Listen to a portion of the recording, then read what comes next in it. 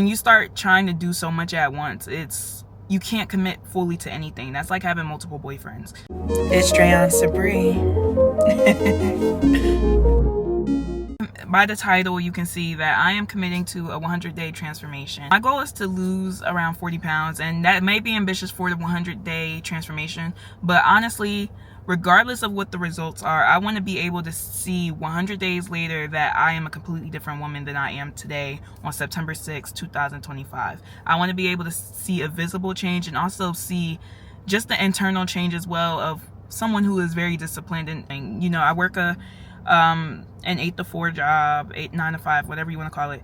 And you know, it's only so much you can do after work. And honestly, I used my days after work to get things done, but it was like I had to pick and choose between commitments. So one day, you know, even though my weight loss is a priority, maybe that might not be the priority for the night because I want to prioritize goal B and C and D.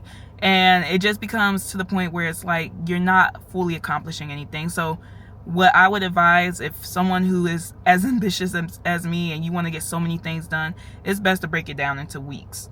I was like, you know what? I'm gonna put my business ventures aside right now. I'm going to put aside the short form content. Like, those things can definitely be worked on as I have time or as it comes up. But my main focus right now is weight loss. I've been talking about weight loss on YouTube since December of 2025. I do not want to go into January 2026 saying the same exact goals.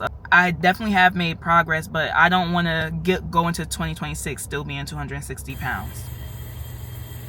Like, I can still have a weight loss goal by the time January 2026 comes, but I should not be in the same position of that goal, if you get what I'm saying. Main 2 goals for the next 3 weeks will be posting consistently on YouTube, which I'm recording right now, and also being consistent with my weight loss journey. I just came from the gym, so just continuing on with eating, getting some steps in for the day.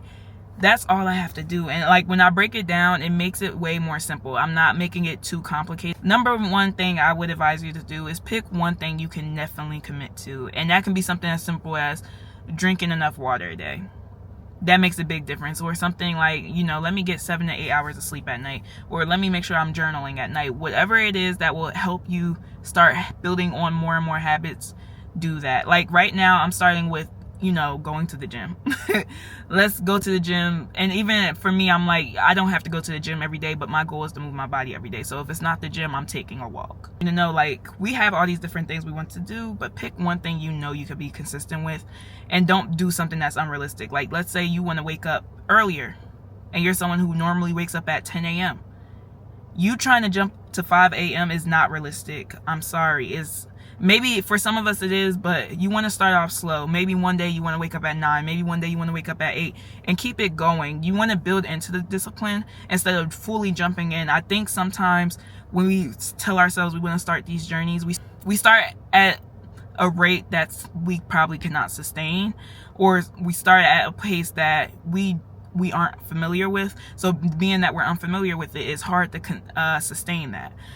So I would say start off slow. It does not have to be hard. I have a dietitian, and even though my dietitian can tell me everything to do on the day 1, day 2, she did not do that. And the thing that helped me with my eating now, which has helped me lose 10 pounds so far, but one thing that she emphasized was, we're going to do one thing at a time. So don't go into a new journey thinking you have to have everything all figured out, because you do not. It takes time to build these habits. It takes time to build a new routine. And being that this becomes a lifestyle, you don't want to make it too strenuous to the point that you cannot sustain it. Try to track your journey somewhere visible. Like I said, I have so many different goals, and in 100 days there's so much that can be accomplished. It's just we have to be a little more strategic on how we're going to write it out. And even today I bought a calendar.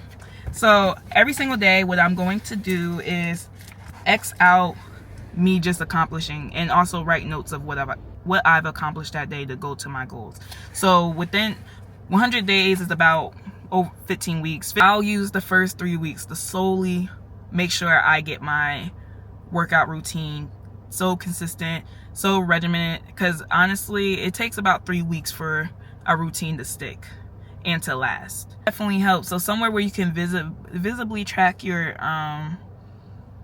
progress. Like, because if I was to look in this food journal a year ago, not even a year, I wasn't tracking that long. If I was going back a few months ago, the way I was eating before compared to how I eat now, especially to my dietitian's standards, I am doing okay. I am doing great.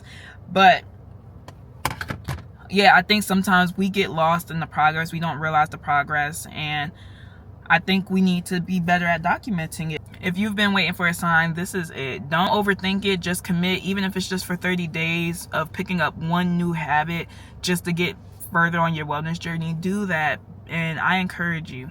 Thank you so much for watching. My name is Dreyon Sabri.